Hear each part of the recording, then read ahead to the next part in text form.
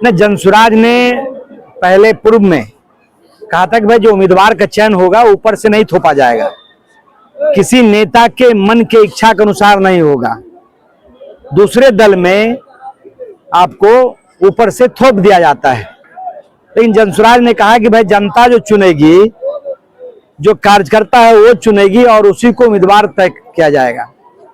उसी का ये आपने जो आज सम्मेलन देखा तो उसमें उम्मीदवार को पूरा मौका दिया गया, वो अपनी बात रखे, फिर जनता को वोटिंग करने का भी अधिकार दिया।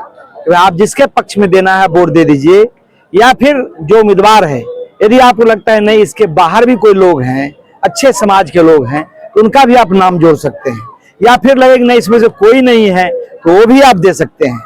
मुझे लगता है कि ये पूरे 243 क्षेत्रों में जनसुराज ये सम्मेलन करवा रही है और हर जगह लोगों से सुझाव लिया जा रहा है और उस सुझाव में लोग बढ़ चढ़कर हिस्सा ले रहे हैं। और मुझे लगता है कि जनसुराज का 9 तारीख को जो लिस्ट आएगा उसमें जो जनता की राय आई है वही सर्वोपरि होगा।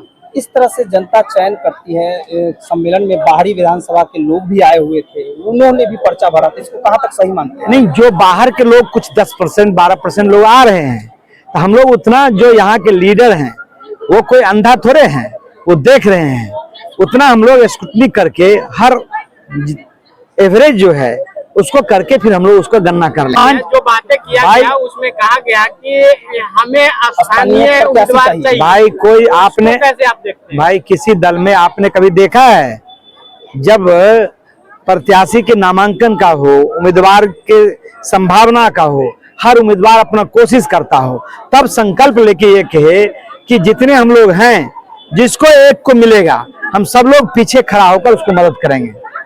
जो प्रशांत जी ने कहा था कि कोई आके लड़ सकता है, तो प्रशांत जी तो भाई ये संकल्प भी उस पर ले रहा है, ये आपको नहीं दिखा।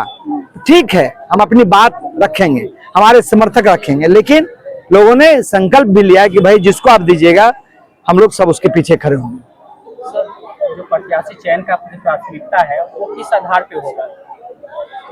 सही लोग, सही सोच, सामूहिक नेतृत्व, उसके अलावा समाज में ऐसे लोग जिनकी छवि स्वच्छ हो, जो समाज के लिए जीता हो, जो बेदाग हो, वैसे ही जनसुराज के ज्यादातर उम्मीदवार होंगे।